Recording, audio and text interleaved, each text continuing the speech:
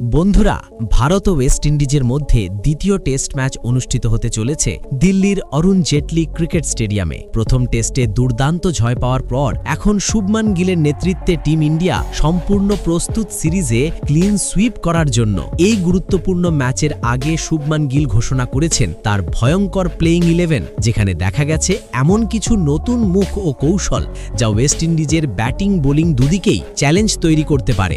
গিলের এই team selection থেকে স্পষ্ট তিনি আক্রমণাত্মক ক্রিকেট খেলতে চান, আর দিল্লির উইকেটের সুবিধা পুরোপুরি কাজে লাগাতে প্রস্তুত তার সেনারা। তারই তিনি এই ম্যাচের জন্য তার ভয়ঙ্কর প্লেইং 11 ঘোষণা করেছেন। তবে তার আগে একটা প্রশ্ন, আপনাদের কি মনে হয় ভারত কি দ্বিতীয় টেস্টেও আগের মতোই দাপট দেখিয়ে ওয়েস্ট ইন্ডিজকে হারাতে পারবে? আপনার মতামত নিচে কমেন্টে জানাতে ভুলবেন না। বন্ধুরা, দিল্লির অরুণ জেটলি ক্রিকেট স্টেডিয়ামের পিচের ধরন একদম ভিন্ন।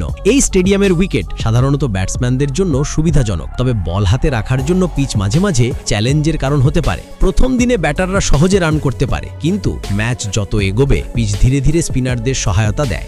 শুভমান গিল তাই এই পিচের স্বভাব মাথায় রেখে দলের সঠিক সমন্বয় নিশ্চিত করেছেন। তিনি বলেছেন, এই উইকেট আমাদের বোলারদের জন্য আদর্শ। আমরা চাই প্রথম ইনিংস থেকেই ম্যাচে দখল নিতে। লক্ষ্য একটাই, দ্বিতীয় টেস্ট ম্যাচে জয় এনে ওয়ার্ল্ড টেস্ট চ্যাম্পিয়নশিপের পথে আরও এক ধাপ এগিয়ে যাওয়া। তাহলে এবার দেখে নেওয়া যাক শুভমান গিলের ঘোষিত ভারতের দ্বিতীয় টেস্ট ম্যাচে প্লেইং 11। সবার প্রথমে ওপেনিং জুটি হিসাবে থাকবেন যশস্বী জয়সওয়াল এবং কেএল রাহুল।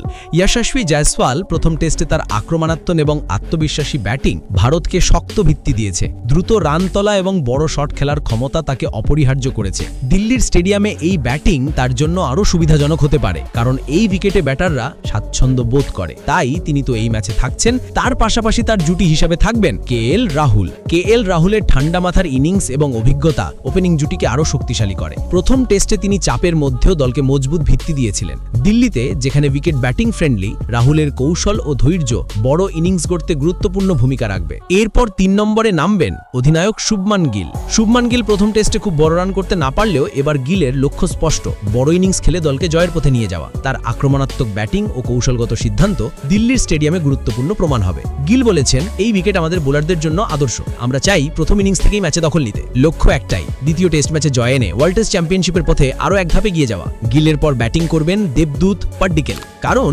ভারতীয় টিম বেশ কয়েকটি ম্যাচে সাই সুদর্শনকে প্রতিনিয়ত সুযোগ দিয়েছিল, কিন্তু সেই সুযোগকে তিনি কাজে লাগাতে পারেননি। এমনকি গত ম্যাচেও খুব একটা ভালো পারফরমেন্স করতে পারেননি। তাই এই ম্যাচে অধিনায়ক শুভমান গিল ডেফিনেটলি এই পরিবর্তনটি করে সাই সুদর্শনের জায়গায় দেবদূত পাড্ডিকেলকে নিয়ে আসবে, কারণ তিনি এই মুহূর্তে দুর্দান্ত ছন্দে আছেন। পাড্ডিকেলের পর ব্যাট হাতে নামবেন উইকেট কিপার ব্যাটার ধ্রুব জুরেল। ধ্রুব জুরেল প্রথম ম্যাচে দুর্দান্ত ফিনিশিং ইনিংস খেলেছিলেন। এবার মিডল অর্ডারে ভারসাম্য রাখার পাশাপাশি পেছনের উইকেটে নিখুঁত গ্লাভিং তার দায়িত্ব।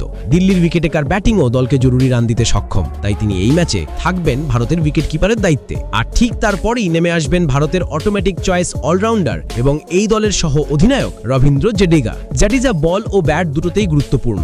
দিল্লির পিচে তার বাহাতি স্পিন ও ধারাবাহিক বোলিং বড় হুমকি। ব্যাটিংয়ে মিডল অর্ডারে ডেপথ যোগ করবে, যাতে কঠিন পরিস্থিতিতেও ভারত রানের কাঁটা খুলতে পারে। জাডেজার পর আরও এক বাহাতি অলরাউন্ডার অক্ষর প্যাটেল নামবেন 7 নম্বরে। তিনি স্পিন বোলিং ও ব্যাটিং দুটোই কাজে লাগাতে পারেন। অক্ষর প্যাটেল বাহাতি স্পিন ও মিডল লোয়ার অর্ডারে ব্যাটিংয়ের ভারসাম্য প্রদান করেন। তার অভিজ্ঞতা ভারতীয় স্পিন আক্রমণে শক্তি যোগ করবে। যদিও তিনি এর আগের ম্যাচটি খেলেননি, তবে আশা করা যাচ্ছে এই ম্যাচে তিনি 100% ভাবে ভারতীয় দলের প্লেইং 11-এ থাকতে চলেছে। অক্ষরের পর আসবেন অফ স্পিন অলরাউন্ডার ওয়াশিংটন সুন্দর। নিজের হোম গ্রাউন্ডে সুন্দর খেলতে চলেছেন। ব্যাট হাতে দ্রুত রান তুলতে এবং বল হাতে গুরুত্বপূর্ণ উইকেট নিতে সক্ষম। দিল্লিতে যেখানে ব্যাটিং সুবিধাজনক, সুন্দর দারুণ ব্যালেন্স আনবেন দলের জন্য। বোলিং লাইন আপের নেতৃত্ব দেবেন ভারতের প্রধান পেসার জসপ্রীত বুমরা। প্রথম টেস্টে বুমরা দেখিয়েছিলেন যে কেন তাকে বিশ্বের সেরা পেসারদের একজন বলা হয়। নতুন বল হাতে দারুণ সুইং ও পুরনো বলে মারাত্মক রিভার্স দুটোই তিনি নিখুঁতভাবে ব্যবহার করেছিলেন। প্রথম ম্যাচে 5 উইকেট তুলে নিয়ে ওয়েস্ট ইন্ডিজ ব্যাটিং লাইন আপকে একাই ভেঙে দেন তিনি। তার রিভার্স সুইং আরও ভয়ঙ্কর হয়ে উঠতে পারে। গিলও ম্যাচের আগে বলেছেন, বুমরার অভিজ্ঞতা এই উইকেটে আমাদের সবচেয়ে বড় শক্তি। বুমরার সঙ্গে নতুন বলের পার্টনার হিসেবে থাকছেন মোহাম্মদ সিরাজ। সিরাজের বোলিং মানেই আগ্রাসন। প্রথম টেস্টে তিনি দুর্দান্ত লেংথে বল করে টপ অর্ডারে 3টি গুরুত্বপূর্ণ উইকেট তুলে নিয়েছিলেন। তার স্পিড, ধারাবাহিকতা আর অফ স্ট্যাম্পের বাইরে হালকা মুভমেন্ট ব্যাটারদের ভুল করতে বাধ্য করে। দিল্লির পিছে নতুন বল হাতে তার স্কিড করা ডেলিভারি আবার বড় অস্ত্র হতে পারে। বিশেষ করে সকালে হালকা হাওয়া থাকলে সিরাজের সুইং বল যে কোনো ব্যাটারকে চাপে ফেলতে পারে। আর স্পিন আক্রমণে ফিরছেন চাইনাম্যান স্পিনার কুলদীপ যাদব। কুলদীপ প্রথম টেস্টে বল হাতে জাদু দেখিয়েছিলেন। তার বৈচিত্র্য, ফ্লাইট, টার্ন, গুগলি সব মিলিয়ে তিনি একাই তুলে নিয়েছিলেন 6টি গুরুত্বপূর্ণ উইকেট। প্রতিপক্ষ ব্যাটারদের তার স্পিন বুঝতেই কষ্ট হচ্ছিল।